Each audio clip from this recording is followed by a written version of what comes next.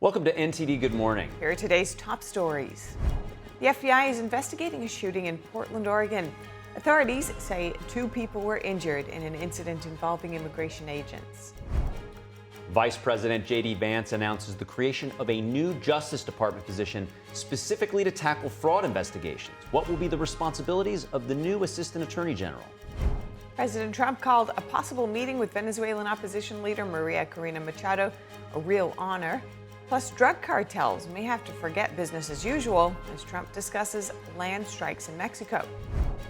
Anti-ICE and pro-Maduro demonstrations are ramping up. A pro-Beijing billionaire is suspected of bankrolling the organized protests.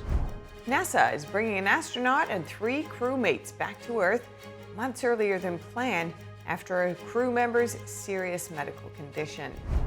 And the new animated film, David, is a sensation at the box office with its story of faith and hope. We're going to speak with the film's director on their novel approach on getting people to the movies.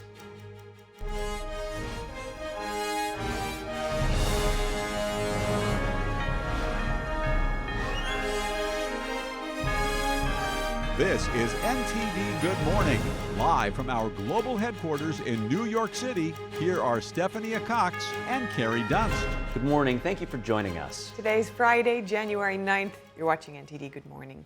In today's top news, the FBI is investigating a shooting in Portland, Oregon, after authorities said a man and a woman were injured in an incident involving immigration agents. The Department of Homeland Security says the incident unfolded yesterday afternoon as Border Patrol agents were conducting a targeted vehicle stop. In a statement, Homeland Security said the driver, a suspected Venezuelan Tren De Aragua gang member, attempted to weaponize his vehicle and run over the agents. The agency said an agent then fired a defensive shot, and then the driver and a passenger drove away. A few minutes later, police received information that a man who had been shot was asking for help in a residential area a couple of miles away.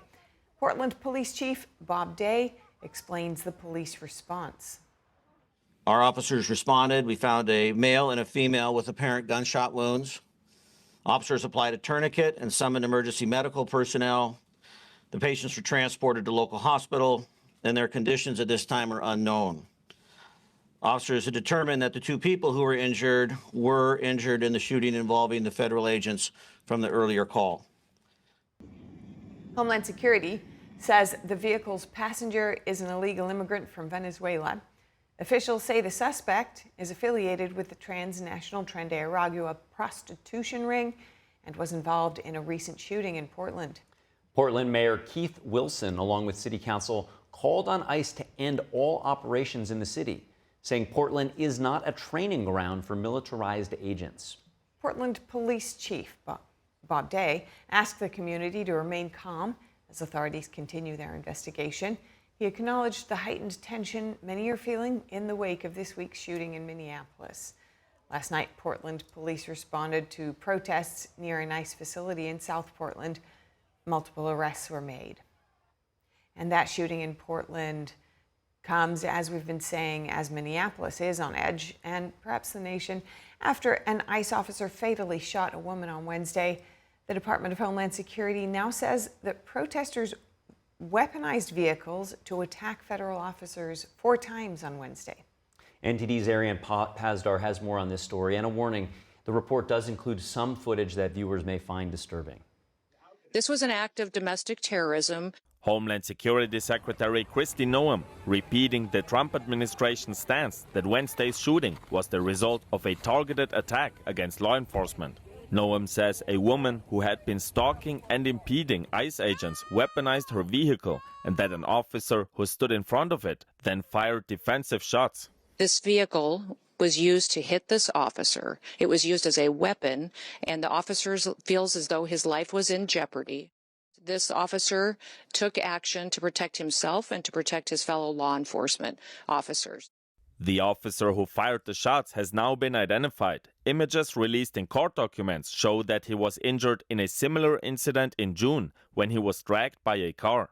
President Trump weighed in shortly after the incident on Wednesday, calling one of the anti-ICE protesters at the scene a, quote, professional agitator. A Homeland Security spokesperson now tells Fox News that there were multiple coordinated attacks directed against ICE agents on Wednesday. Unfortunately, we are seeing a coordinated campaign of violence against our law enforcement, particularly in Minneapolis. We've seen 4 vehicle rammings, weaponization of vehicles against our law enforcement yesterday. We saw an additional today. Meanwhile, tensions are still high in Minnesota, with protesters confronting federal law enforcement. Federal officers fired pepper balls at the protesters to contain the crowd.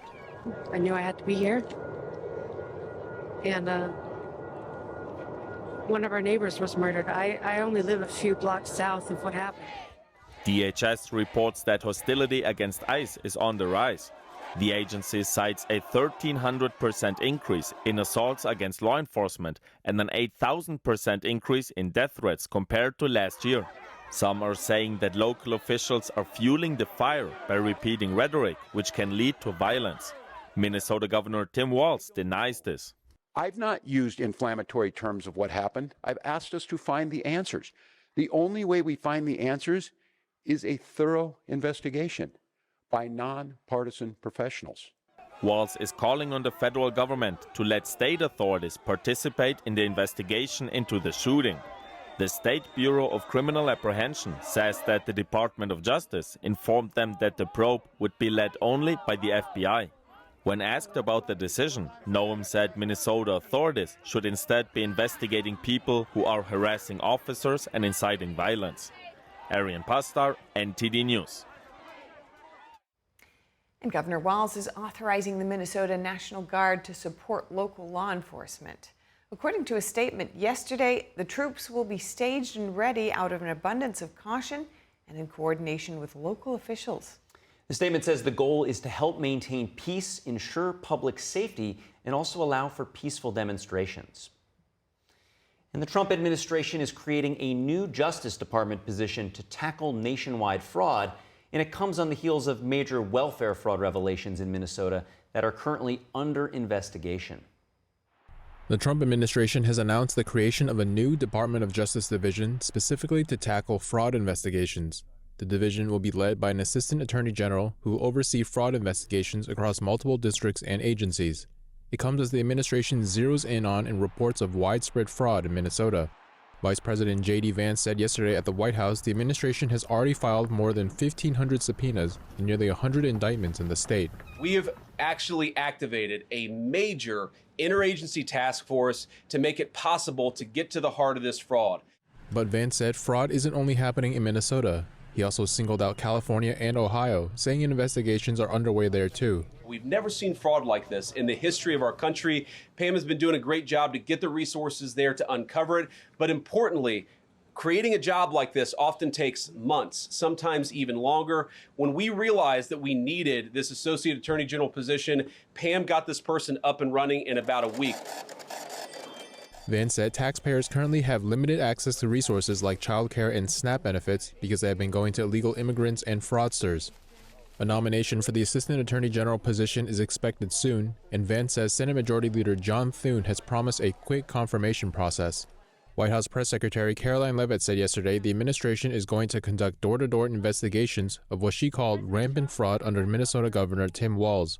Taxpayers have been ripped off to the tune of billions of dollars in this one state alone, and that is going to end, and people are going to be held accountable. Vance reiterated his call for Walz to resign amid the allegations.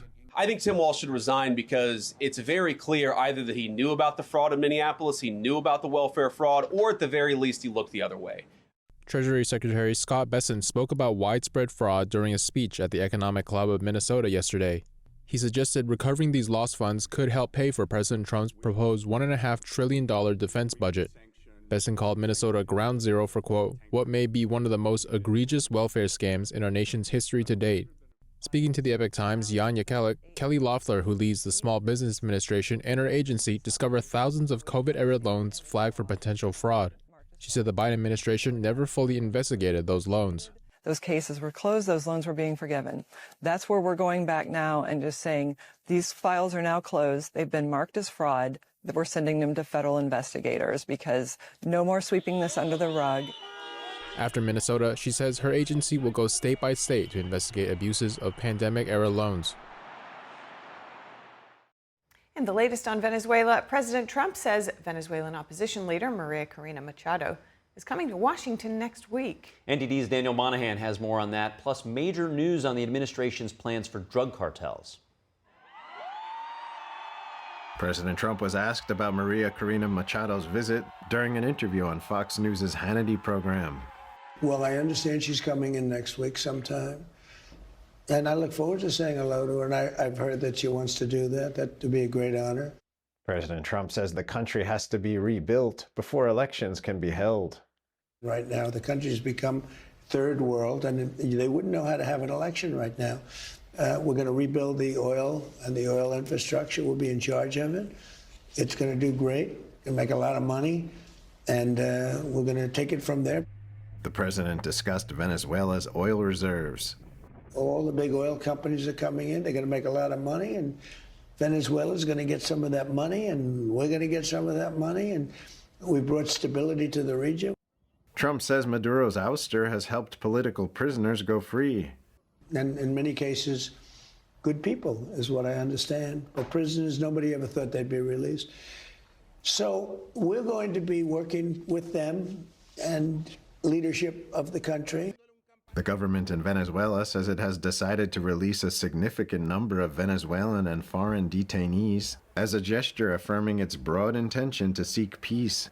2 prominent Venezuelan opposition figures were among those set free yesterday. Approximately 2,200 people were arrested by Venezuelan authorities following the country's disputed presidential election in 2024, according to Amnesty International. President Trump says the United States will begin launching strikes on cartels in Mexico. The move comes after the president says the U.S. has knocked out 97% of the drugs coming in by water, speaking on Fox News. We are going to start now hitting land with regard to the cartels. The cartels are running Mexico. It's very, very sad to watch and see what's happened to that country.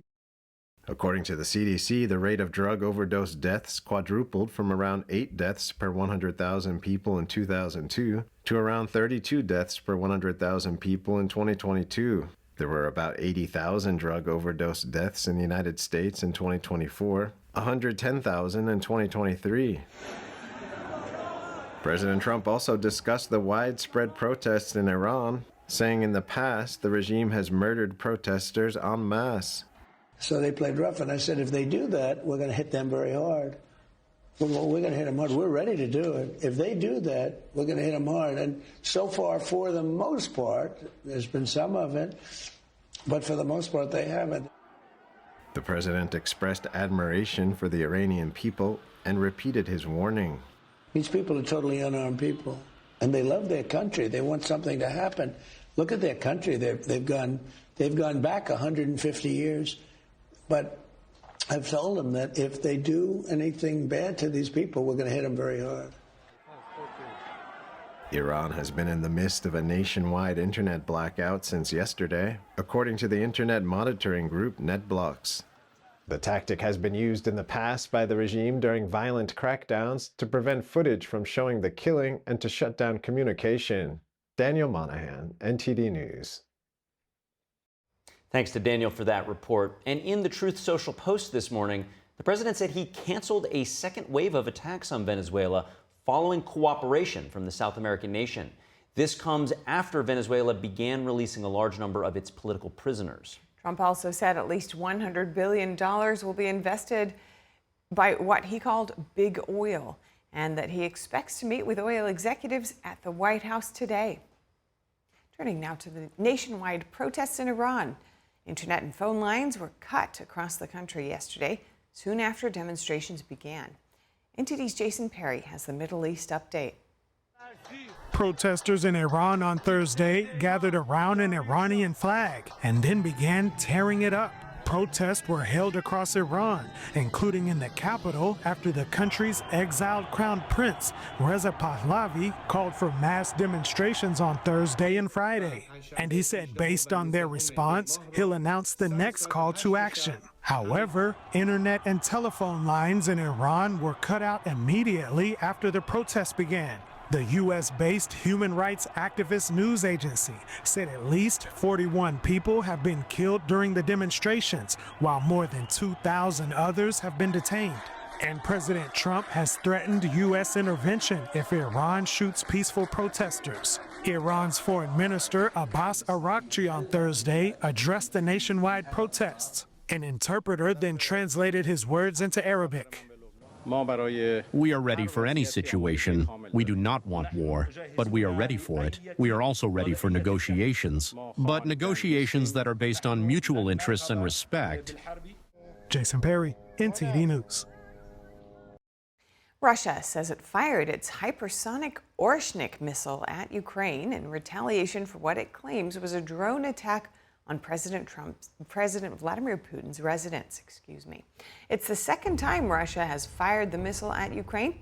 Putin has claimed the Orshnik missile is impossible to intercept because it is reported to travel at 10 times the speed of sound. Ukrainian officials also say overnight drone attacks killed 4 people, injured 19, and damaged residential areas in Kyiv. City officials say an emergency medic responding to the strikes is among the dead. Meanwhile, President Volodymyr Zelensky has said an agreement on security guarantees with the United States was ready to be signed at the highest level. He added that discussions had also advanced on documents covering Ukraine's reconstruction and economic development. He also warned that Moscow was trying to exploit winter weather to attack Ukraine and reiterated calls for continued international support. Still to come, a billionaire with ties to the Chinese regime is subpoenaed over suspicions of bankrolling leftist protests in the U.S. And a new move by President Trump, which he says will help lower housing costs. It involves $200 billion worth of mortgage bond purchases. Meanwhile, drug prices may be heading lower as Johnson & Johnson strikes a voluntary deal with the Trump administration to offer discounted medicines in exchange for tariff relief. Those stories and more ahead.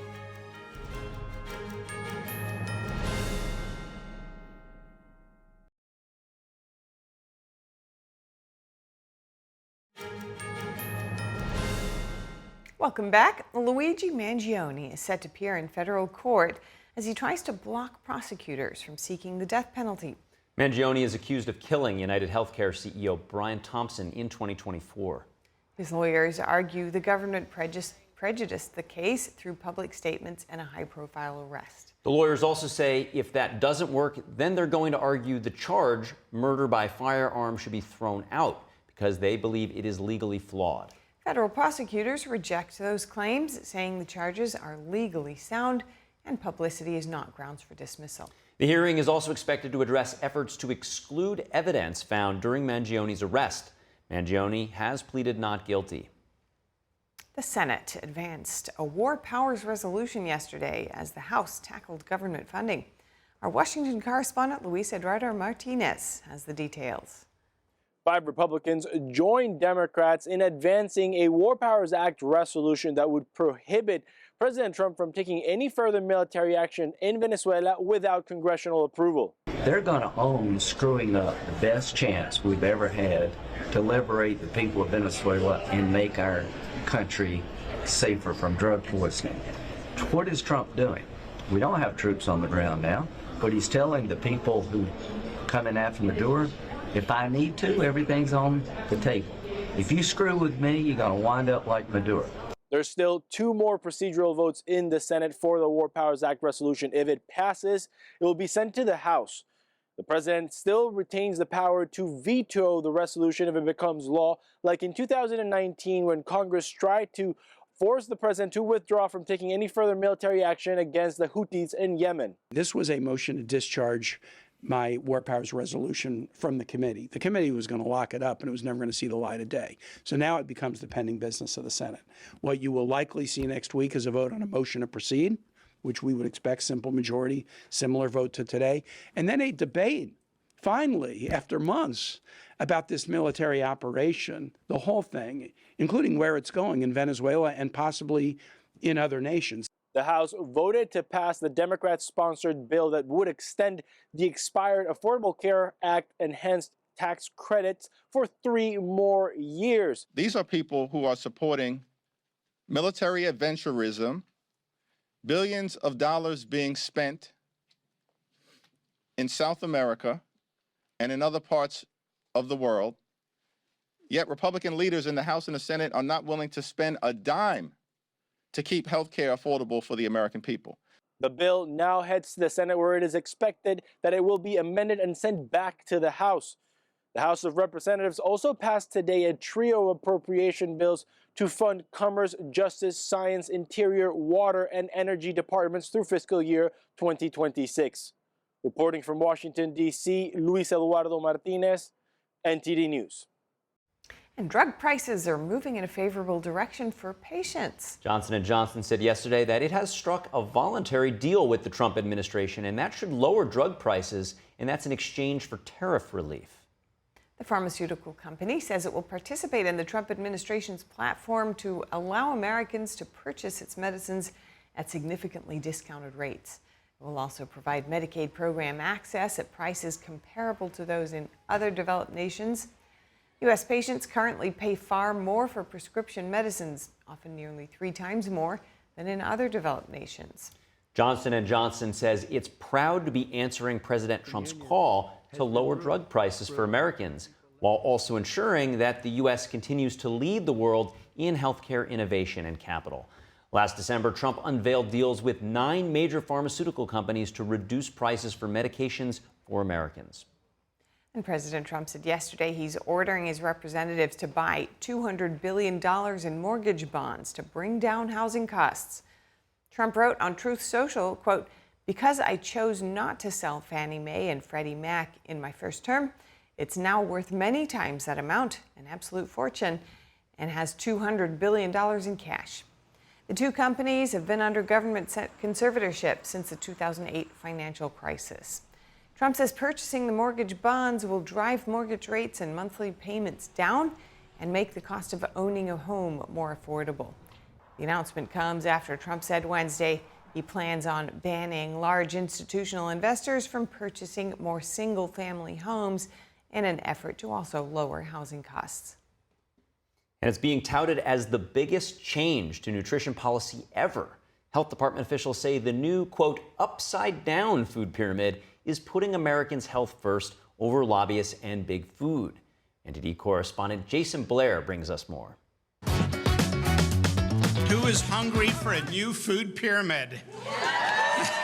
The Department of Health and Human Services was hyping up an audience on Thursday in celebration of a big change in federal nutrition policy. Today, we are here to celebrate the release of the Dietary Guidelines for Americans 2025 to 2030, the most significant reset of federal nutrition policy in history.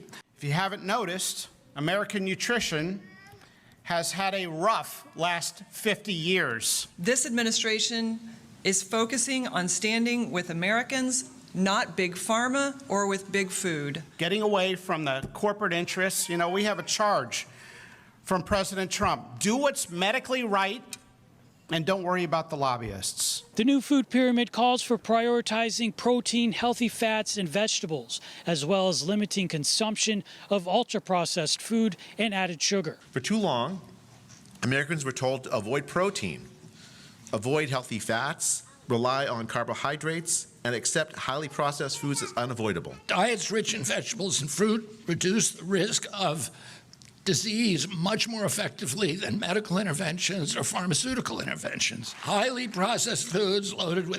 And thanks to Jason for that report. And staying with that and joining us to explain these latest federal dietary guidelines introduced by HHS is registered dietitian Cindy Chan Phillips. Cindy, thank you for joining us this morning. It's being called the upside-down food pyramid. It's not every day that you're told to do the opposite of what you were previously told to do. So what's going on?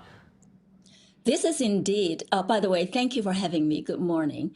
This is indeed a historic nutrition policy reset in decades, since the 1970s, with the first release of the government nutrition guidelines. Americans have been told to avoid fat, and protein has been marginalized.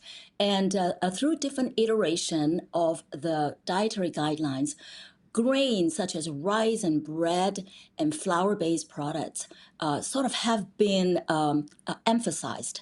Now, even though that through the last few dietary guidelines, fruit and vegetables have always been encouraged, so that part has been kept.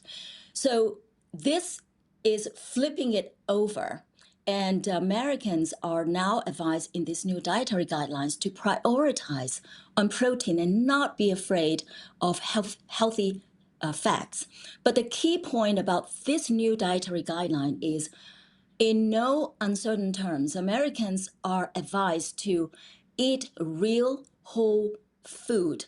And that should be the base of your diet, and sharply reduce processed food, because processed food have been linked to chronic diseases. And we all know that we all know someone in our family who is suffering from one or more of chronic diseases. So this dietary guidelines is attempted to be a solution to reverse that trend. Yeah, there's a lot to discuss there. Let's first start with the problem, and then we'll dig into a little bit more of the solution of the inverted pyramid. But you mentioned chronic diseases. We know certainly heart disease, obesity, that leads to diabetes. So what particular food products are linked to those chronic diseases? Well, several factors have been discussed by experts. Americans are eating a lot more sugar. So added sugar in our diet has been linked to diabetes and even heart disease, and a lot more salt in our diet because Americans are eating more processed food. So processed food are high in sugar and sodium.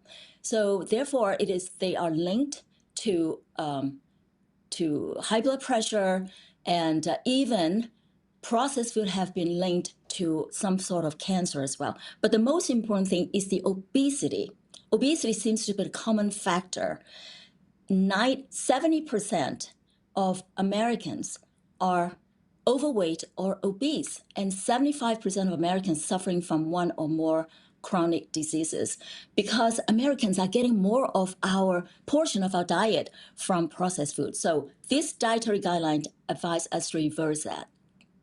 Yeah, and as you point out, not all grains are equal. You have the ultra-processed ones, and then you have healthy grains. But regardless of which you're referring to, the new food pyramid is saying to reduce those, not in half, but it does say to pretty much double the meat intake or the protein intake. So it seems like it's completely different than what we have been told. What will happen to somebody when they do those two things? They increase, the healthy proteins and fats, and they reduce those ultra-processed foods. What have you seen with your clients?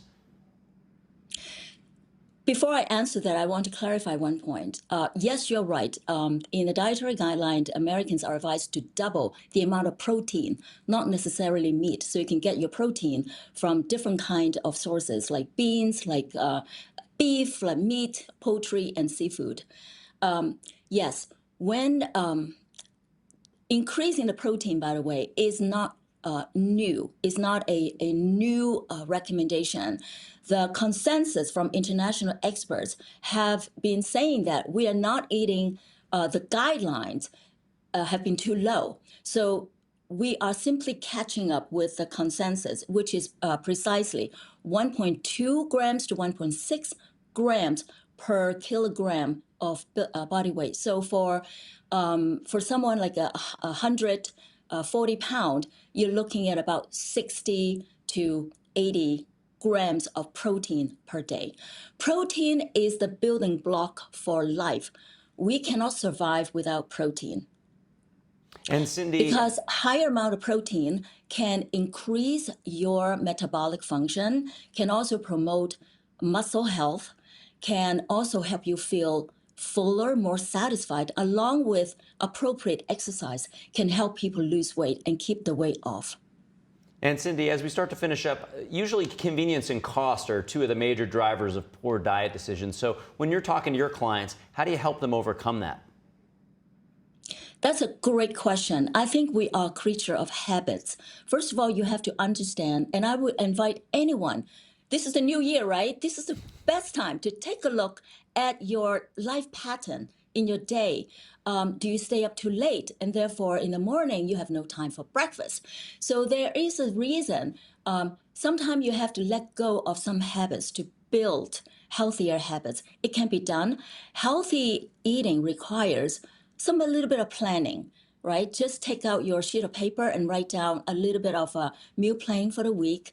And even for exercise, for movement, plan on that as well. Put that on your iPhone calendar. I am going to walk 15 minutes Monday, Wednesday, and Friday at 7 a.m. Plan it just like you're planning a lunch with your best friend. And you will feel a big difference in your health without sacrificing on time or money. Cindy Chan Phillips, this couldn't be a more timely discussion with the new year and the announcements from HHS. Thank you so much for helping our audience get healthy. Thank you for having me.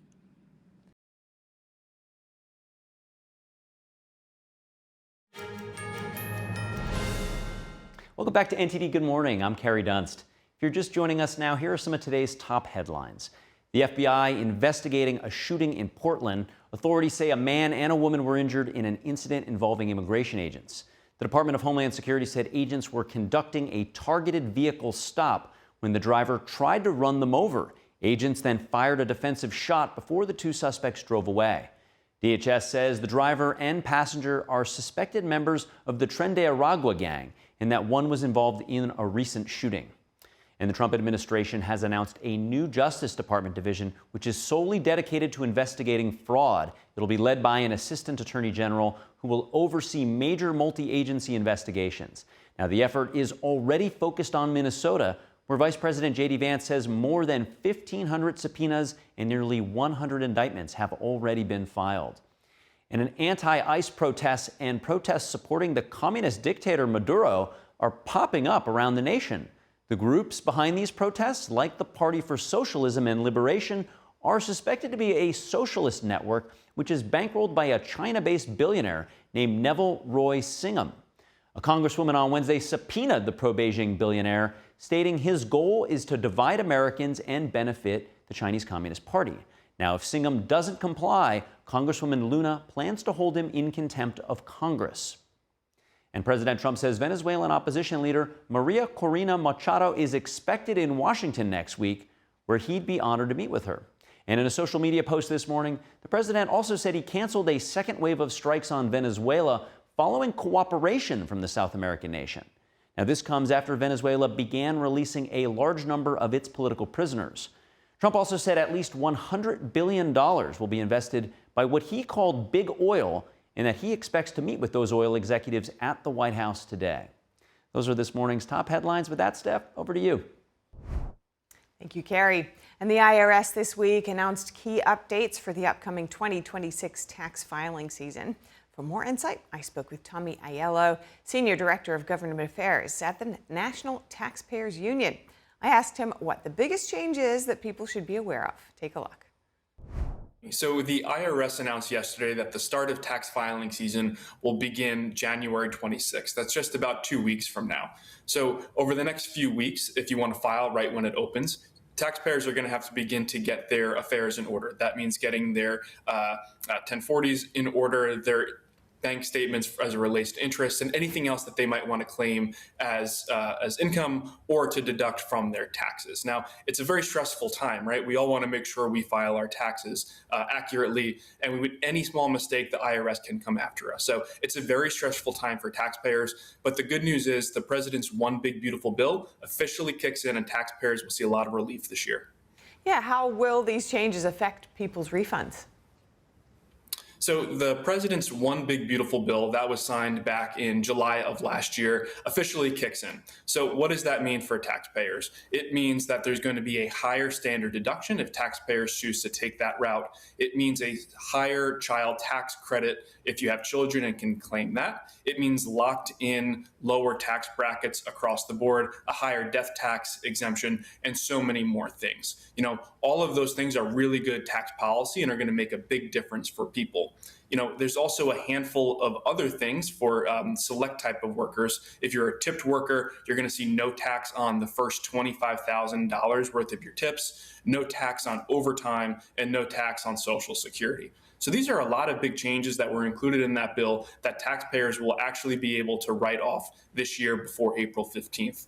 Now, what does that all mean for everybody? If you look at the data, we expect that the average taxpayer is going to receive a $3,000 tax cut this year compared to what they would have paid last year if we didn't pass this bill. That's a lot of money. It's going to help people with their bills, save for college, or just go out to spend if they choose.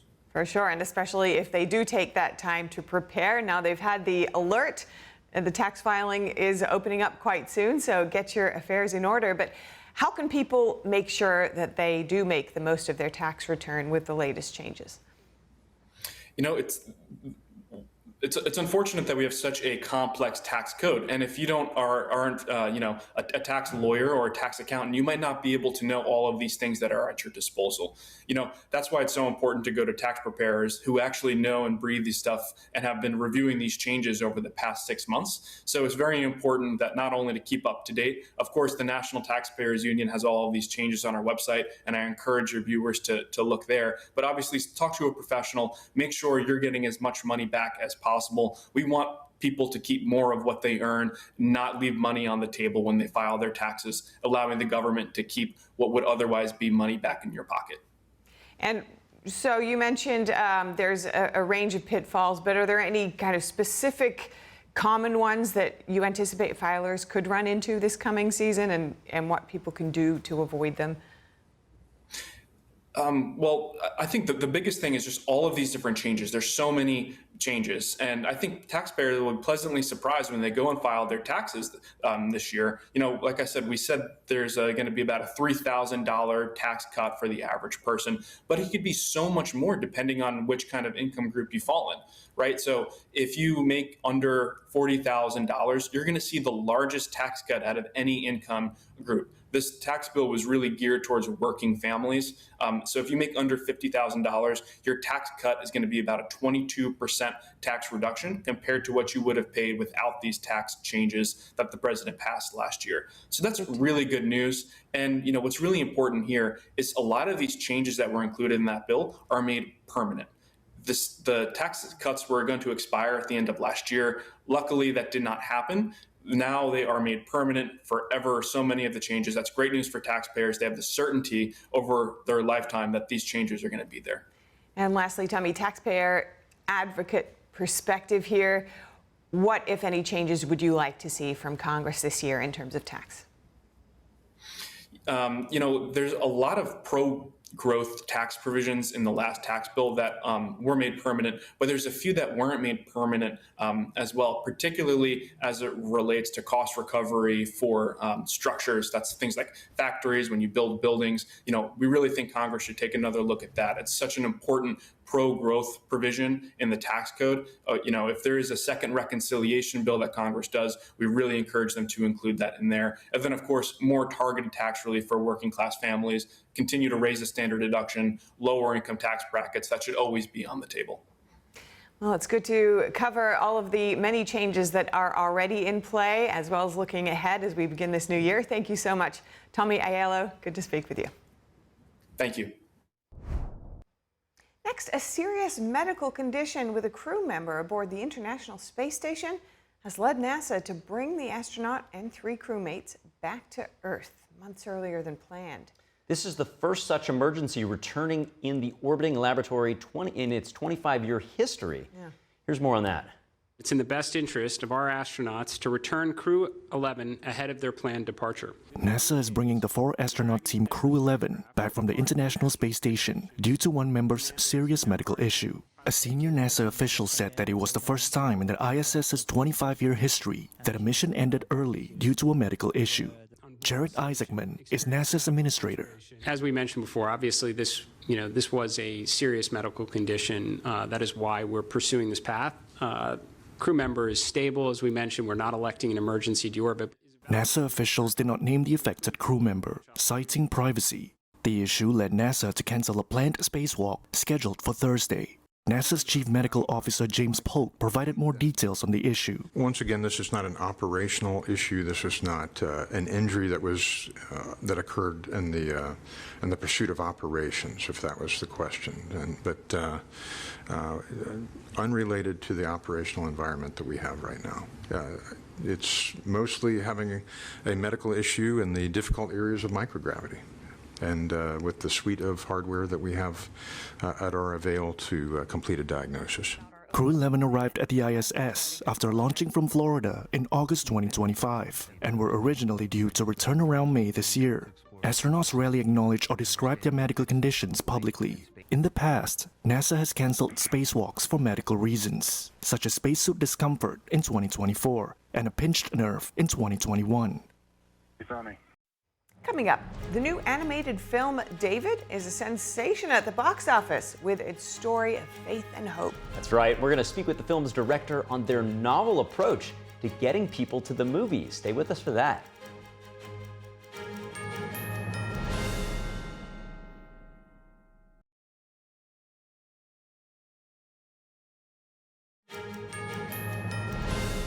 Welcome back to NTD Good Morning with Steph and Carrie. The animated film David now holds the box office record for the highest grossing faith-based animated film. It's taken in $71 million at the box office already. Impressive. Now joining us from South Africa is the film's director, Phil Cunningham. Good to have you with us today, Phil, and welcome. Congratulations on the film's success. Why do you think it's resonating with audiences so deeply? Oh, thank you so much. And it's my pleasure to be with you guys. I'd say, firstly, animation's got this power to cross race, cultural, age, and gender barriers just better than any other medium. It's just such a fantastic medium to tell a story in. And I think David's story, we always set out to make what I called an arc de triomphe, a story that stands the test of time and is an inspiration to our generation. And his story is one of someone who's very human, is very flawed, but he lives wholeheartedly, holds nothing back. It's a life of adventure and living with courage. And so, yeah, I think it's resonating, and I hope it resonates as we go along because it's inspiring people to hold nothing back and live wholeheartedly. And it's, of course, got some beautiful music as part of the journey because he was an amazing musician himself.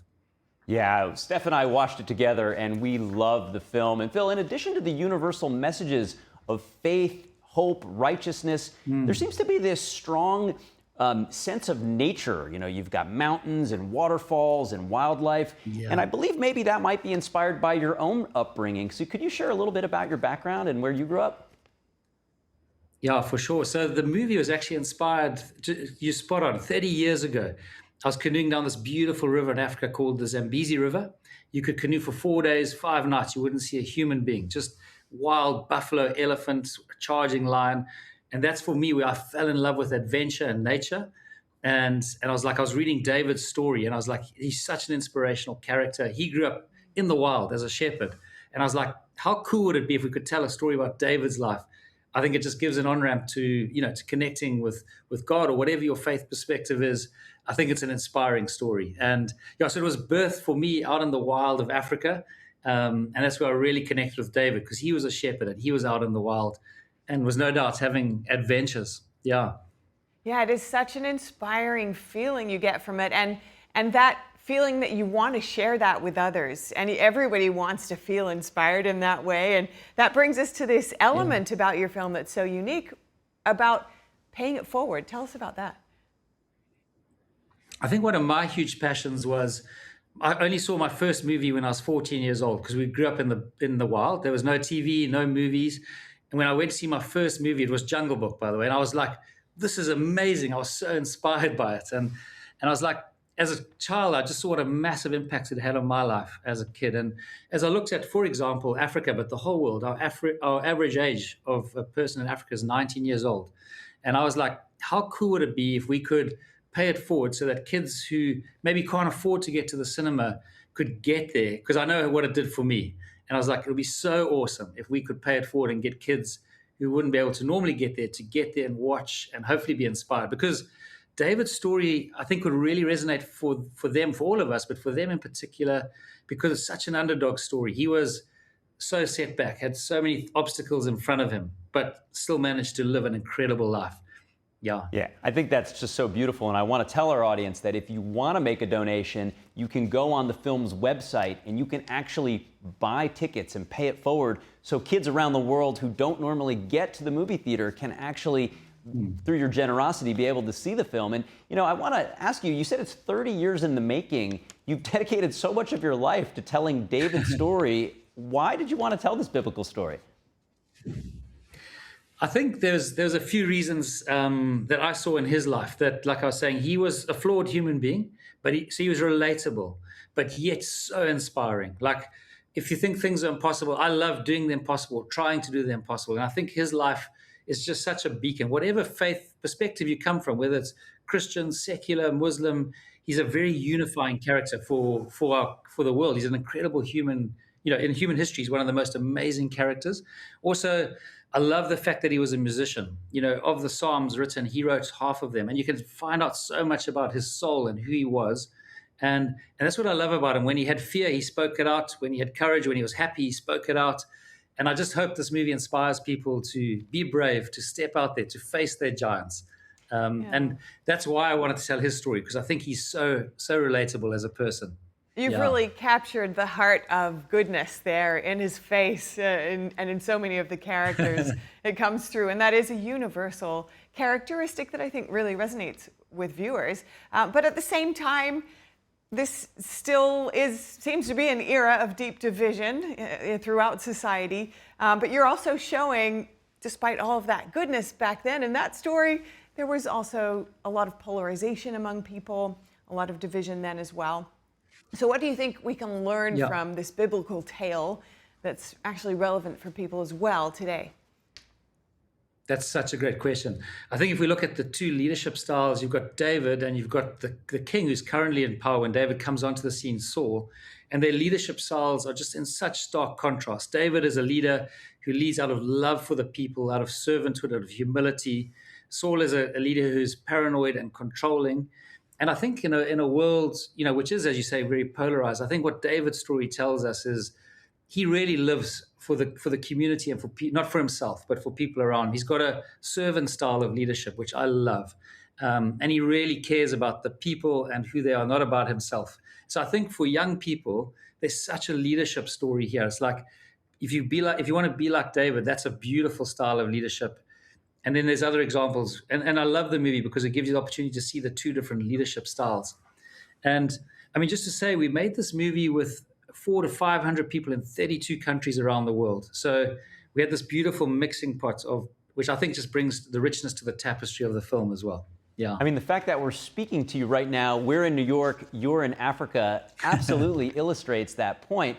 And I'd just like to get an anecdote or two from you about what you're hearing about the film making its impact. Of course, it's commercially successful, 71 million, and it's gaining steam at the box office. So what are some of the stories you hear of children who, especially those who were gifted a ticket? That's incredible. We are getting, it's actually, and this is why we made the movie, as I was saying, it's really overwhelming the amount of response we're getting to the movie. There's one story, there's so many, but I'll give you one. There was a dad telling a story about his son who really struggled with fear and wouldn't go out. And then after watching the David movie, just had a complete transformation, like suddenly became bold, was willing to go out.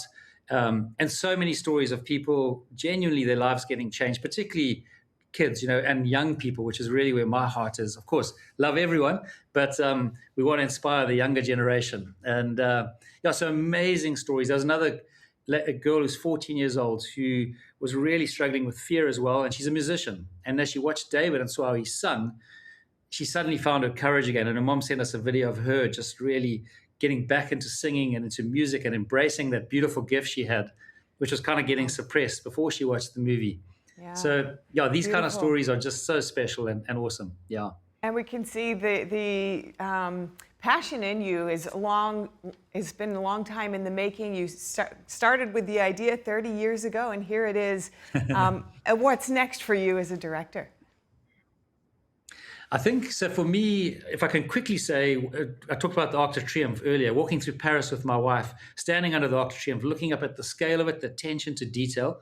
And as filmmakers, we could just churn money and we could make like office blocks or factories, or we can try and make movies that are genuinely arc de triomphes. And they, in terms of scale and attention to detail, there's a few more stories, lots more stories we'd love to tell, but our next one, we want it to be built as an African epic. So a lot of your Disney fairy tales are riffed off medieval Europe, knights and dragons and castles.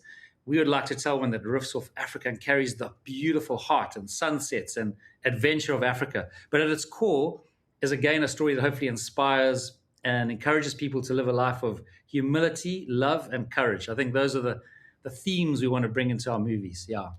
Well, Phil Cunningham, it is such a pleasure to speak with you. You're bringing so much good into the world, and I can't wait to see this next African tale. And I want to encourage all of our audience not only to see the movie David, but to gift more tickets to kids, because this is truly an inspiring piece of art. Sure is. Thank you so much. Thank you, Phil. Thank you. Cunningham.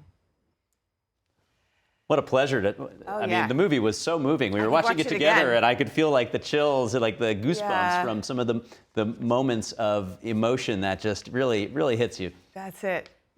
So true. Yeah, well, we do have to end our show now. We're wishing you all a great weekend, but if you have any stories like that one that you'd like to see us cover, we'd love to hear about it. So shoot us an email at goodmorning@ntd.com. And for round-the-clock original news coverage, watch us live at ntd.com/live or download our NTD app. I'm Stephanie Cox. I'm Gary Dunst. Have a great weekend.